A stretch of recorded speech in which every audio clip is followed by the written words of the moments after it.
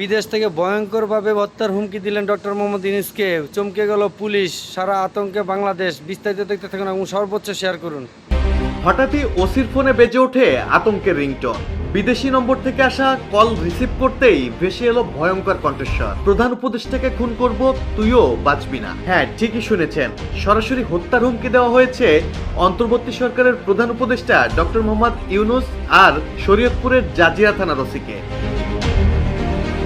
ঘটনার সূত্রপাত শেখ হাসিনার জন্মদিনে। পুলিশের দাবি, সেদিন ঢাকা মহানগর উত্তর স্বেচ্ছাসেবক লীগের প্রভাবশালী নেতা মিথুন মণ্ডল জাজিরায় নেতাকর্মীদের নিয়ে গোপন বৈঠক করছিলেন। পুলিশ হানা দিলে পালিয়ে যায় সবাই। পরে রাষ্ট্রবিরোধী কর্মকাণ্ডের অভিযোগে হামলা হয় 65 জনের নামে। সে ঘটনার প্রতিশোধ নিতেই শুক্রবার দুপুরে ওসির নাম্বারে আসে সেই ভয়ঙ্কর ফোন। কলার ছিলেন পুলিশের দায়ের করা মামলার আসামি মিথুন ঢালি, আর কলটি এসেছিল বিদেশি একটি নম্বর থেকে। জীবন অবাক না করলে কে করবে? 28% মিল্ক ফ্যাটের অবাক করার সাথে ফ্রেশ মিল্ক পাউডার। জীবন অবাক করুক প্রতিদিন। ফোনটি রিসিভ করতেই ওসিকে দেওয়া হয় মুহুর্মুহু হুমকি। অপর প্রান্ত থেকে বলা হয় টার্গেট 2 জন, খোদ প্রধান উপদেষ্টা ডক্টর ইউনূস এবং জাজিরা থানার ওসি মাইনুল ইসলাম।